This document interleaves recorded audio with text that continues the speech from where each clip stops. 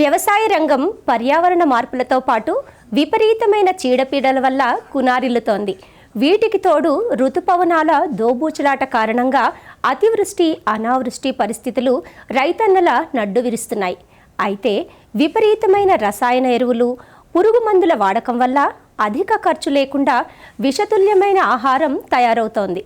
మరోవైపు వాతావరణ కాలుష్యం కూడా పెరుగుతోంది. దీని బారి నుండి తప్పించుకునేందుకే ఇప్పుడు ఆర్గానిక్ వ్యవసాయం వైపు మళ్లుతున్నారు రైతులు.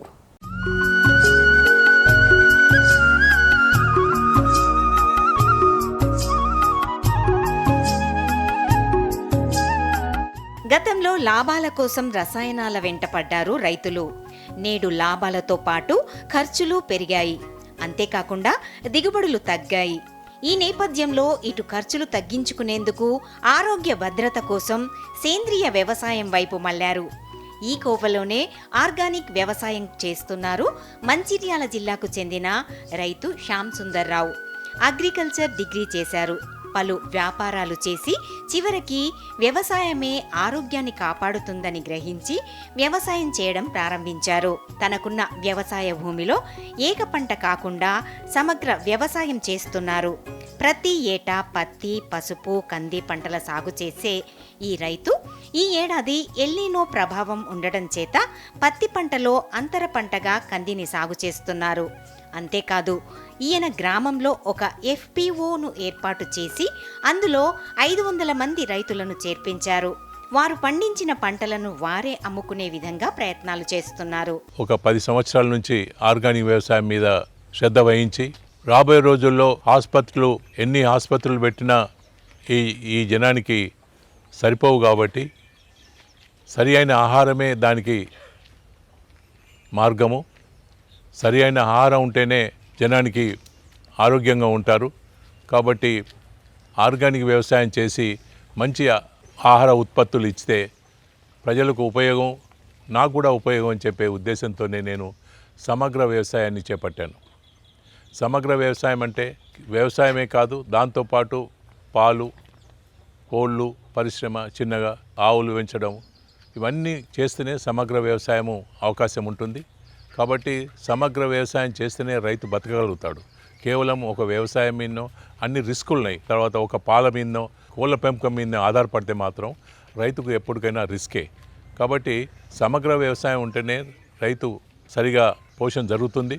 కాబట్టి సమగ్ర వ్యవసాయం మీద నేను కాన్సన్ట్రేట్ చేస్తూ ముందుకెళ్తున్నాను. నా ఆవుల పెంపకంలో నేను 2001లో నేను స్టార్ట్ చేశాను.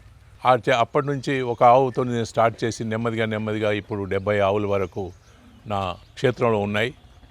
ఆవులను కేవలం పాలకే కాకుండా ఈ ప్రాంతంలో ఒక మంచి బ్రీడ్ లేదు, పాలిచ్చే బ్రీడ్ లేదని చెప్పే ఉద్దేశంతోనే నేను రాజస్థాన్ నుంచి మొగ జాతి పశువులను తీసుకురావడం జరిగింది. ముఖ్యంగా థార్పార్కర్ బ్రీడ్, దాన్ని తెచ్చి ఇక్కడ లోకల్ పశువులతో క్రాస్ చేయిస్తే పాల ఉత్పత్తి పెరుగుతుందనే ఉద్దేశంతోనే తద్వారా మేము రైతులకు ఈ ప్రాంతంలో ఉన్న రైతులకు అందరికీ కూడా మంచి పాల ఉత్పత్తి అయ్యే పశువులను అందించగలుగుతానే ఉద్దేశంతోనే నేను ఆవుల యొక్క పరిశ్రమను చేపట్టాను. ఆవులను పెంచిన తర్వాత కనీసం ఒక 30-40 ఆవులు నేను అందరికీ లోకల్గా ఇవ్వగలిగాను, మంచి పాలిచ్చే ఆవులను. మన ఈ లోకల్ ఆవు పాలు కేవలం ఆవులు ఒక లీటరు, అర లీటరు, 2 లీటర్ల వరకే ఇస్తుంది. కానీ ఇవాళ కొంత రాజస్థాన్ బ్రీడ్ నుంచి తెచ్చిన తర్వాత నాకు ఇప్పుడు ఒక్కొక్క ఆవు 5 లీటర్లు, 4 లీటర్లు, 6 లీటర్ల వరకు కూడా ఇచ్చే ఆవులు ఉన్నాయి. ఇది సంతృప్తిగా ఉంది నాకు.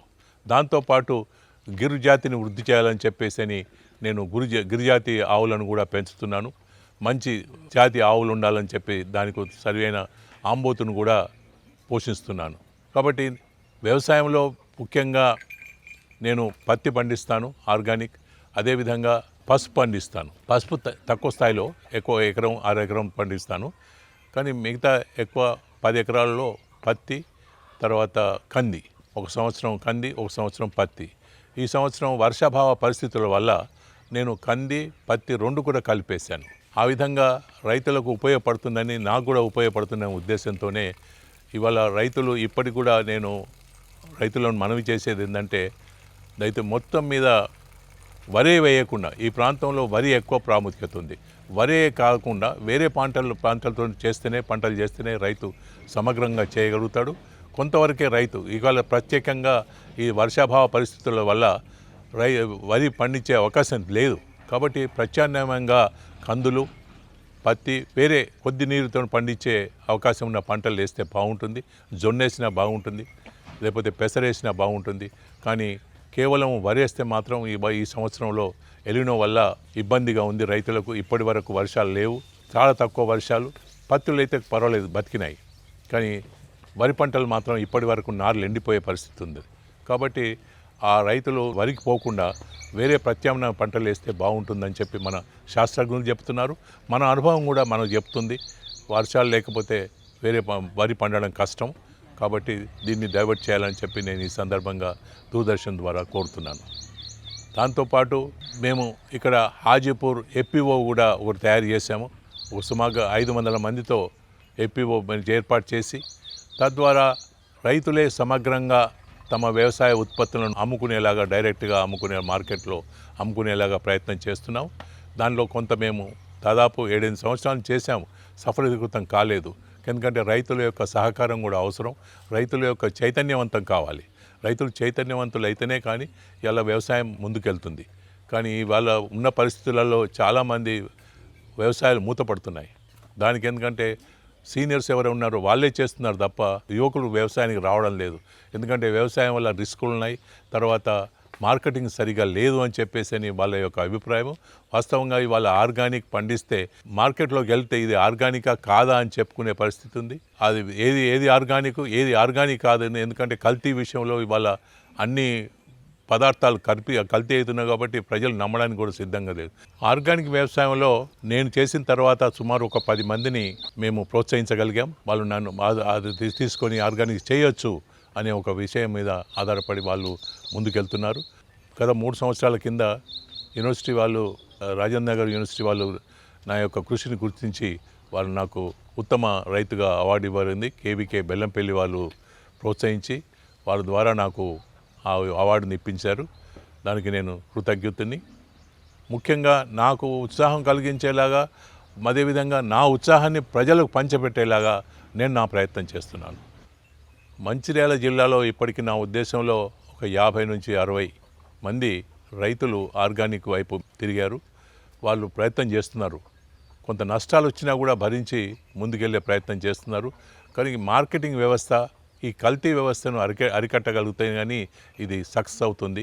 శ్యామ్ సుందర్ రావు పూర్తిగా ఆర్గానిక్ వ్యవసాయం చేస్తున్నారు. ఇందుకోసం దేశవాళీ ఆవులను పెంచుతున్నారు. వాటి ద్వారా వచ్చే వ్యర్థాలను ఎరువుగా మార్చేందుకు ఆర్గానిక్ డైజెస్టర్ను ఉపయోగిస్తున్నారు.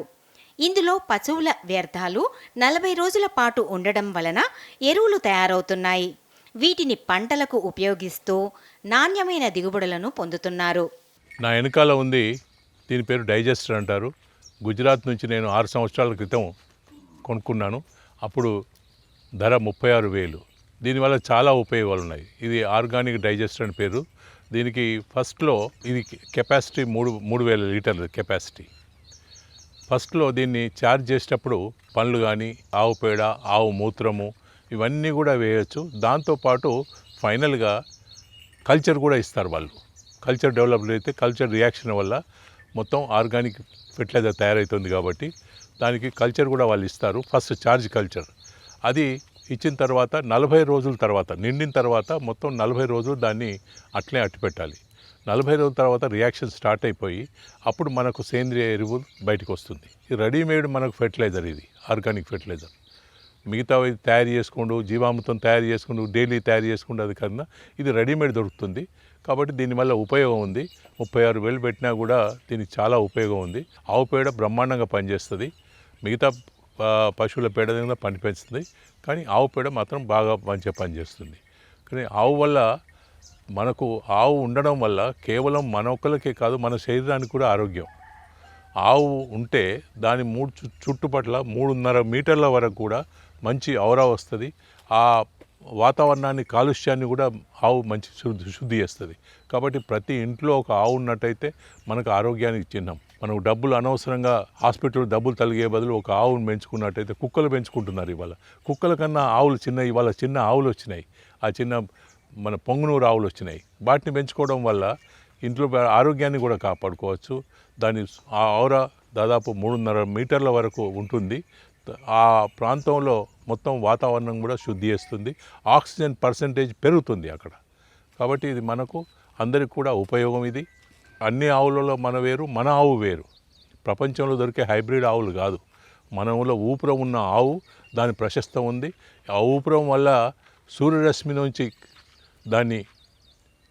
దాని శక్తిని, సూర్యరశ్మి శక్తిని తీసుకొని మనకు అమృతంలాగా పాల రూపంగా అమృతం వస్తుంది. ఇది కేవలం పాలు కాదు, మనం మిగతా తీసుకున్న ఆవు పాలు కావు, వాస్తవం అమృతం. అది వాస్తవంగా అది ఎందుకంటే సూర్యరశ్మి ద్వారా తీసుకున్న ఏదైతే సూర్యశక్తి ఉందో తద్వారా ఆ నాడుల ద్వారా మనకు పాలు వస్తాయి. కాబట్టి దాని యొక్క ప్రత్యేకత, మనం ఊపురం ఉన్న ఆవు ప్రత్యేకత వేరు, ఊపురం లేని ఆవు ప్రత్యేకత వేరు. కాబట్టి మన ఆవును గుర్తించేసి ప్రపంచం ఇవాళ దాన్ని మనం అందరం కూడా పేటెంట్ తీసుకునే ప్రయత్నం చేస్తున్నాం. ఈ ఆవును రక్షించుకోవాలా. ఆవు రక్షణే మన యొక్క మానవ మనుగడ. ఆ దృష్టితోని మనం ఈ ఆవులను కూడా పెంచే ప్రయత్నం చేద్దాం.